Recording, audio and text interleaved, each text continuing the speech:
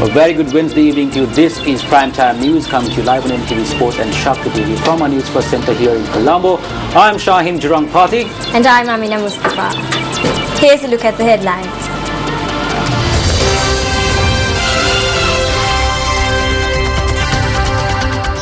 Group of ministers briefed the chief prelate of the Askiri chapter on the actions of certain monks. Minister of Education lodges a complaint with the CID over the advanced level economics question paper.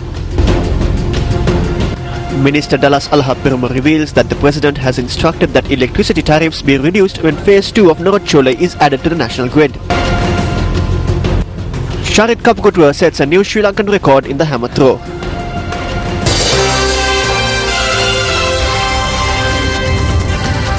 We're taking a comprehensive look at those stories now. On a number of occasions, quoting several academics, Action TV reported on alleged flaws in the advanced level economics question paper. Now, Bandula Gunawardena is the Minister of Education. In a new twist in this ongoing matter, Minister Gunawardena made a visit to the CID today. Action TV has this story for you tonight.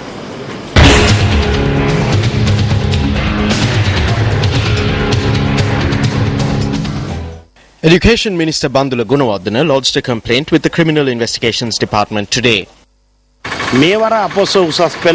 Following the conclusion of the GCE Advanced Level Economics examination, allegations of economics question papers in previous years being copied came to light based on problems with the current economics question paper.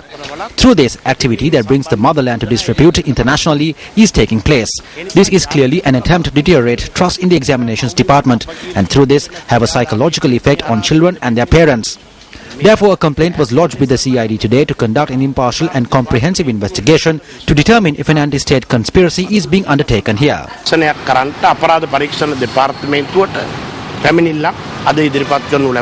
Two lecturers of the Ruhunu University revealed via Action TV on the 7th of this month that there are several flaws with sections 1 and 2 of this year's GCE Advanced Level Economics question paper.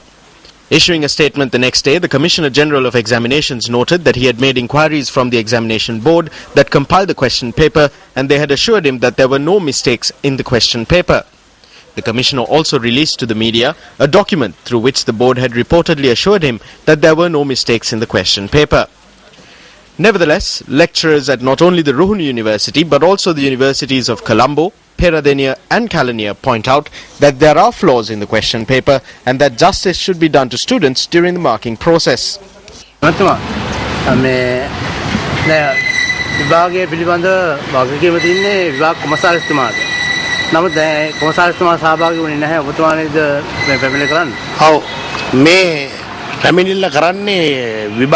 Yes, this complaint was lodged as per powers vested in the Minister of Education through the Examinations Act. While I am responsible to the citizenry and the Parliament with regard to these examinations, when completely false allegations have been levelled through the media, citing my name in incidents which I have no involvement with whatsoever, then there is no point in anyone else lodging the complaint. It must be done by me as the Minister of Education.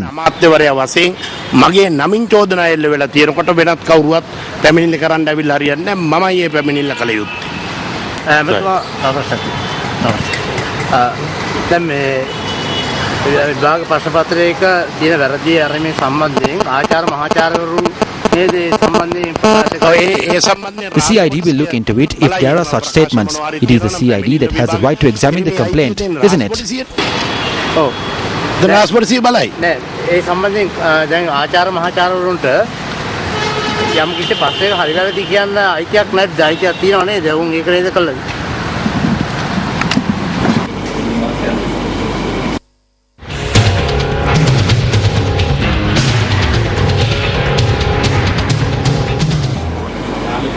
A group of government ministers visited the chief prelate of the Askiri chapter of the Siam sect in Kandy this morning, where they briefed him on activities of certain Buddhist monks. A group including Ministers Rajitha Senaratne, Mervin Silva, Janaka Bandara Tennakon, Salinda Dissanayaka and Duminda Dissanayaka met with the Chief Prelate of the Askiri chapter, Most Venerable Udugama Sri Buddha Rakita Thero today. The ministers' discussion with the Chief Prelate were closed to the media. It may be because this monk does not know how to speak.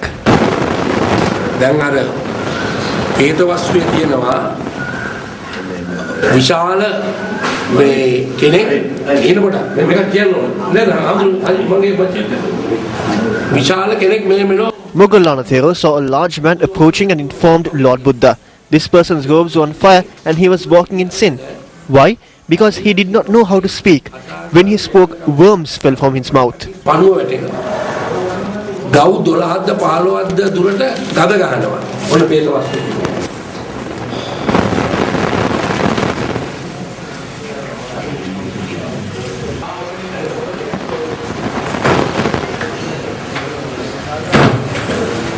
Following the meeting with the Chief Prelate, the ministers expressed the following views to the media.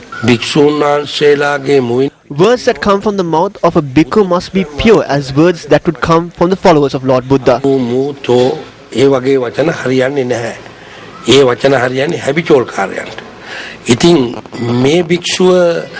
When this bhikkhu uses words like this, an opinion is formed in the world that these are words ingrained in Buddhism. This destroys the Buddha Sasana. It is derogatory to the Dhamma. We are not taking action against this Thera.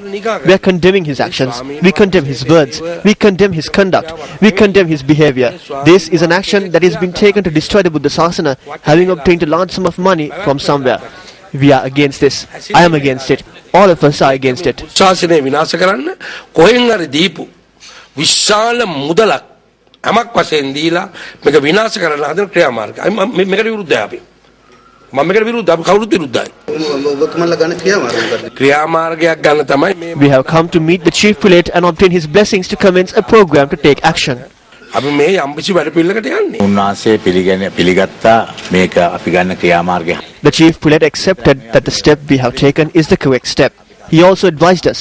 He gave us his approval, noting that in the context the word monk does not apply. And he even demanded that we take whatever action within the law against the wrong statements that have been made. He said we must take what steps should be taken. Not only that, he, the Chief Prelate, also noted that he too would take stern action in the future to ensure the discipline of the monkhood. He asked that not only the bhikkhus but also the laity organize ourselves to oppose this and protect the Buddha Sasana. සංවිධානය වෙන්නේ කියලා උන්වහන්සේ ඉල්ලීමක් කරා මේකට විරුද්ධව බුද්ධ ශාසනය ආරක්ෂා කිරීම සඳහා. An investigation has been launched into a confrontation that arose last evening between area residents and police officers who attempted to raid an illicit liquor racket in Kokkadichole, Batticaloa. Police media spokesperson SSP Ajit Rohana noted that the investigation is being steered by a senior superintendent of police. The confrontation had arisen when police officers attempted to raid an illicit liquor racket operating out of a house in the village of Panayarupan in Kokkadichole. The police say that area residents had become agitated when they attempted to arrest a woman who was at the residence. The police noted that shots were fired into the sky to restore calm. Furthermore, the police noted that the firearm had discharged when two persons had grappled with the police officer holding the weapon. The woman at the residence and her daughter were injured in the shooting. The police say that 7 police officers were injured in the incident, while a police SUV was also damaged. The injured woman and her daughter and 2 of the injured police officers had been admitted to the Batticaloa Teaching Hospital. Hospital Director Dr. Ibra Lebe noted that the daughter had been transferred to Colombo for further treatment. The other 5 injured police officers are being treated at the Mahiladithivu Divisional Hospital. The police say that 5 persons, including a woman, have been arrested in connection with the incident. A tense situation arose in Girandharakote yesterday over an incident where the police had allegedly intervened to repossess a tractor for which lease payments had not been made. 2 police officers had attempted to repossess the tractor belonging to a resident of Batalayaya in Mahiyangana, saying he had failed to make leasing payments. However, the owner and others who had gathered there protested, noting that the police do not have the power to repossess property and that the leasing payments had been made on time.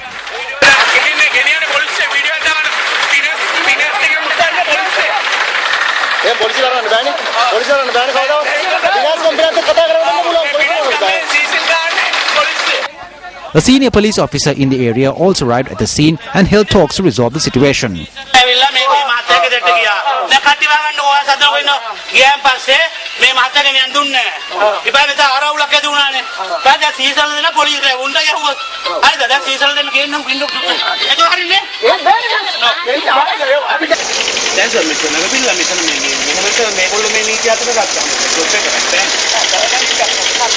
The two persons who had attempted to repossess the tractor for the company which provided the lease were injured in the incident. The police noted that an investigation has been launched into the incident. The Disaster Management Centre says that over 200,000 persons from 46,000 families in the Polonnaruwa district alone have been severely affected by the prevailing drought. Many are faced with hardships when it comes to seeking drinking water. The Madaragiri Administrative Division is one of the worst drought-hit areas. All reservoirs and waterways in the area have dried up and the locals are faced with many difficulties in seeking drinking water.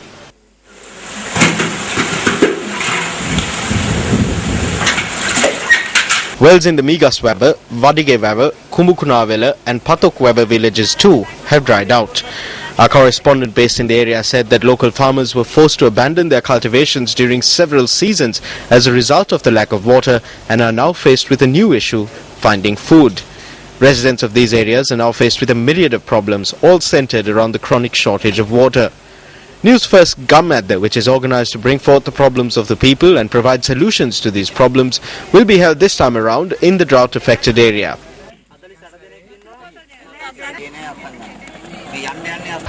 ඔබ මේ දකින්නේ මැදිරිගිරිය මීගස්සව පතුල.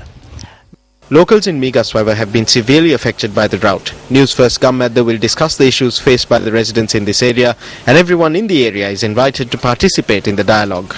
අපි බලාපොරොත්තු වෙනවා එහිදී බලධාරීන් සමග මේ ජල ගැටලුව පිළිබඳ සාකච්ඡා කරමින් මේ ප්‍රදේශ ජනතාවට විසඳුම් ලබා දෙන්න. Now, this edition of Newsfirst Prime, organized to bring forth the problems of the people and provide solutions to these problems, will take place at 3 p.m. tomorrow in Migaswaba, Madaragiri. Let's now take a look at the weather forecast for the next 24 hours.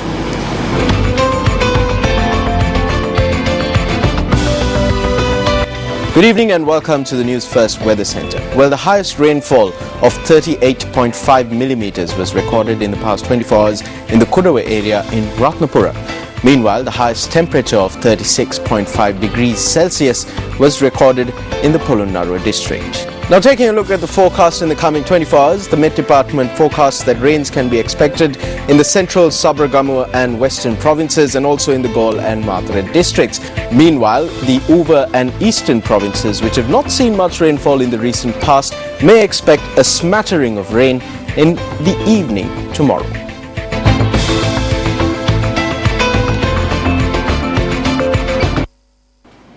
Welcome back. UPFA parliamentarian Thenuka Vidanagamage and UPFA Uva Provincial Council candidate Anura Vidanagamage convened a media briefing today. We did not go in a vehicular procession on that day. Our vehicle did not have a poster or blue flag or anything of the sort. Several of my friends accompanied us. The district secretary had given me permission to travel up to Ridipana. He asked me to come to the Kacheri alone from there onwards. He said that only I had authorization. I was not allowed to go up to Ridipana. We were stopped near the Logaloy reservoir and this official detained me in Migahakula until 4:30.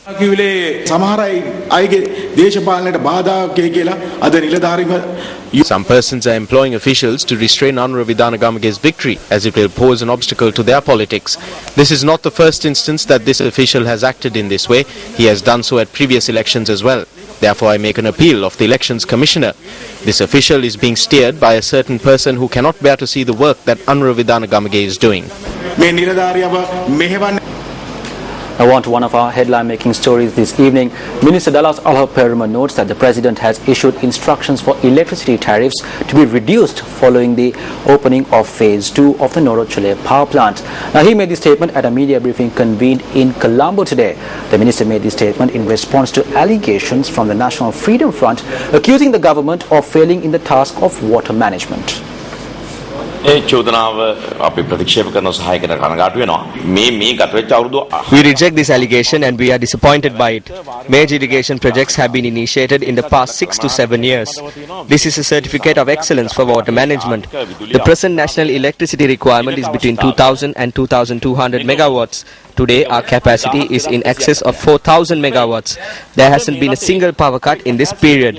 When the Chinese president declares open the second phase of the Norachole power station, it will add 300 megawatts to the national grid. Our president has instructed the relevant sectors to provide some relief for the people on the electricity tariffs. When these 300 megawatts are added, instructions have been issued to the Ministry of Finance and the Ministry of Power and Energy. Therefore, we reject this allegation of mismanagement. විදුලි බිලේ සහනයක් ජනතාවට දෙන්න කටයුතු කරන්න කියලා. මුදල් අමාත්‍යාංශයට විදුලි බල අමාත්‍යාංශයට උපදෙස් දීලා තියෙනවා. ඒ නිසා මේ ඔය කළමනාකරණය පිළිබඳව වෙච්ච චෝදනාව පිළිගන්නෙත් නැහැ. අපි 100% හරි ආණ්ඩුවක් නෙවෙයි.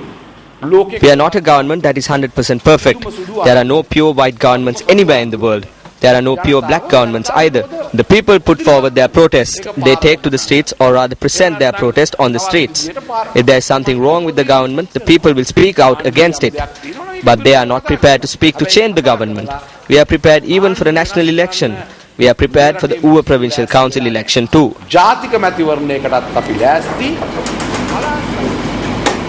Ashayan Tharaka Gamage from Newsfirst Election Bureau in Uva filed this report.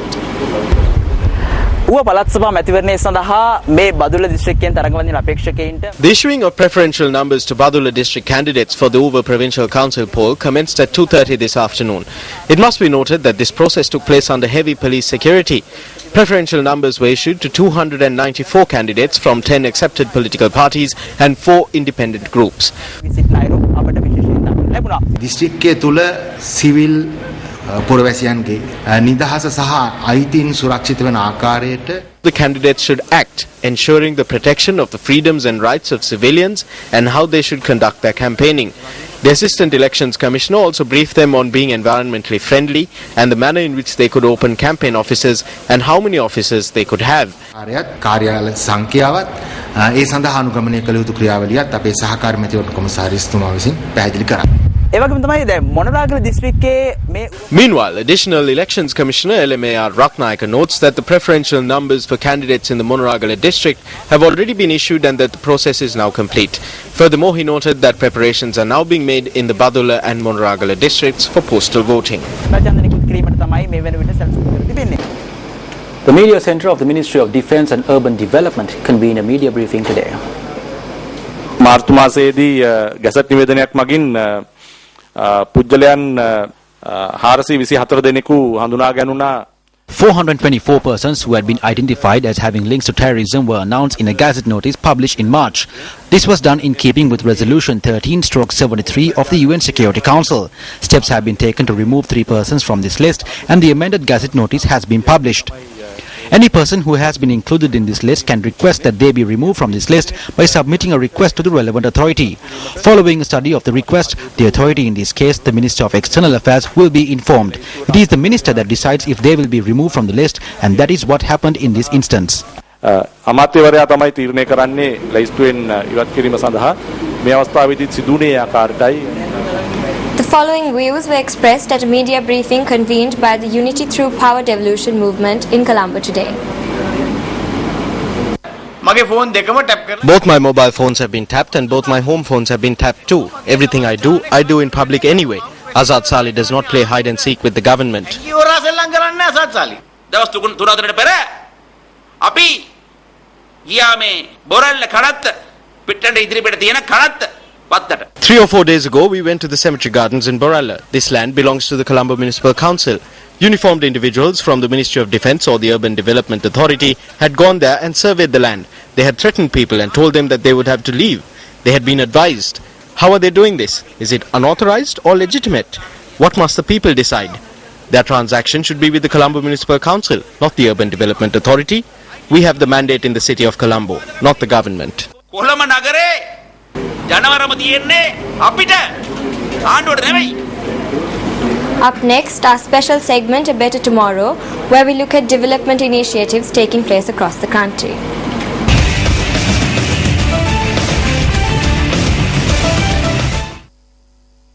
The ancient city of Senkadagala, or the hill capital Kandy as it is now known, is a popular local and foreign tourist attraction. The Ministry of Defence and Urban Development and the Urban Development Authority have undertaken a number of projects to restore the beauty of this historic city. For a while now, several major projects have been undertaken in the Kandy city. Projects are underway to reduce congestion in the city and present this city as a national or rather world heritage site. We need to present this as a central, local and foreign tourist attraction. Therefore, we are removing unnecessary and unsuitable factors and creating order in the city by introducing necessary and suitable concepts. The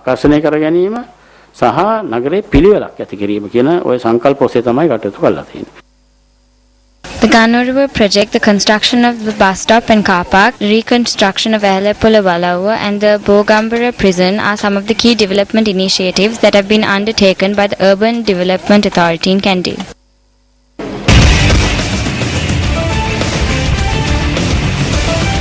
Still in local news, President Mahinda Rajapaksa has issued instructions to release all Indian fishermen in Sri Lankan custody. The President's media unit reported that the President had taken the decision in lieu of the Indian Independence Day that falls on Friday. Now, thereby, 94 Indian fishermen in Sri Lankan custody will be released. In the meantime, India's High Commissioner to Sri Lanka, Y.K. Singha, says his government looks forward to working with Sri Lanka according to the priorities of the Sri Lankan government and people.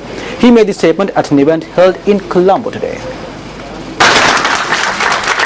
The brochure, Sri Lanka and India, a partnership that transcends time, highlighting various bilateral cooperation initiatives between the two countries, was launched in Colombo today.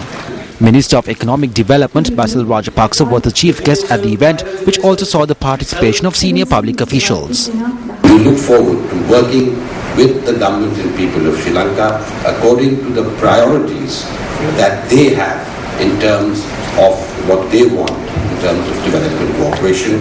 And I think I would like to use this opportunity to reiterate the commitment of the High Commission and the Government of India to work very closely with each and every one of you to successfully implement our very ambitious development cooperation program. Vegetable farmers in Nurelia pointed out that the price they receive for carrots over the recent past has dropped by 75%. Well, they lament that a kilogram of carrots that was sold at 160 rupees is being sold at a price between 35 and 40 rupees. The price of vegetables, which skyrocketed over the past 2 months, are now seeing a gradual decline. The prices have reduced. They have lessened by double what it was before. Last month, 250 grams of carrots were sold at 50 or 60 rupees. Now you can buy 500 grams of carrots for 50 rupees. Over the past month, the price of a kilogram of carrots at the retail market was 230 rupees and farmers were able to sell their produce on the wholesale market at 160 rupees a kilogram. This was because of the low harvest yield as a result of the inclement weather. In this backdrop, farmers had turned to cultivating vegetables. In the last season, we cultivated leeks. We sold it for 15 rupees. Then we cultivated carrots. They are sold at 35 or 40 rupees per kilogram. It's difficult to sell them. The vegetables we grow are cultivated everywhere, so the prices in Nurelia are low.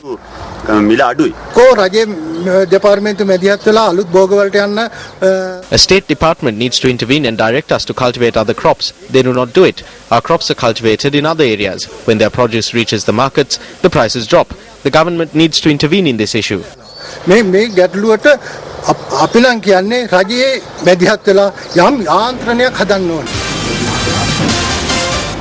A doctor has been arrested over the death of a female doctor who received treatment from a cosmetic surgery clinic in Bambalapitiya. The suspect was remanded until the 18th after being produced before the number 5 courtroom in Halsdorf.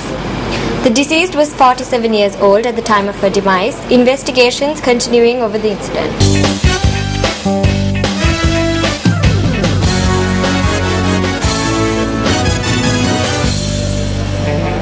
Sri Lankan skipper Angelo Matthews says that the best tribute the team can give to ace Lankan cricketer Mahela Jayawardene is to win the second test against Pakistan. That's right, Amina. Now, he made this statement at a pre-match press conference convened in Colombo today. Now, cricket fans will not see Mahela Jayawardene after the second test in the white kit again as he bids farewell to the longer format of the game. The Sri Lankan team that will play against Pakistan in the second test that will commence tomorrow at the SSC grounds in Colombo attended their final practice session today. Shamin Ranga has suffered a bad injury. Kithruan has only sustained a minor injury. If they recover, they will play tomorrow. If they do not, we will have to call in the replacements, Timut Karunaratne and Binra Fernando, who have been included in the squad. Kumar Sangakkara and Mahela Jayawardene are both amongst the top batsmen who have passed the 11,000 runs mark in Test cricket. Mahela Jayawardene has scored a total of 2,863 runs in 26 matches at the SSC and is the highest scorer at any single venue in Test cricket.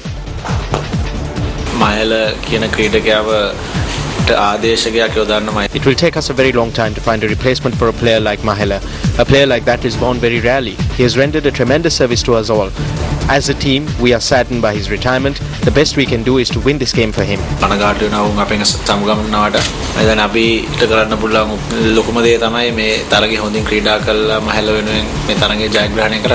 We just concentrating on this game.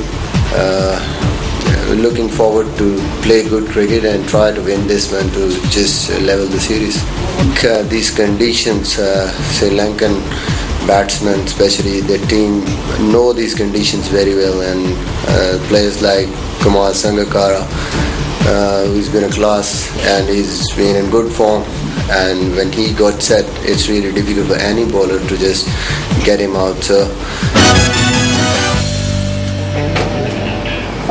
the hammer throw is not an event that many athletes compete in, owing to the burst of raw strength and technique that is required to be successful. Charith Kopukattua of the Sri Lankan Army today took up the mantle as the country's foremost athlete in the hammer throw today, setting a new Sri Lankan record in the 92nd National Athletics Championships. He recorded a distance of 51.53 meters to break his own record in the event and set a new Sri Lankan record in the event.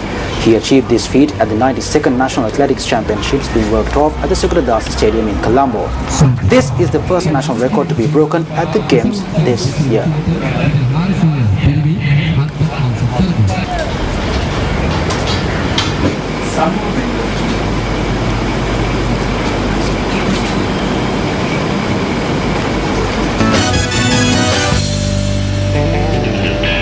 And that wraps up tonight's edition of Prime Time News. Thank you very much for joining us. I'm Shahin Rampati. And I'm Amina Mustafa. Good night and take care.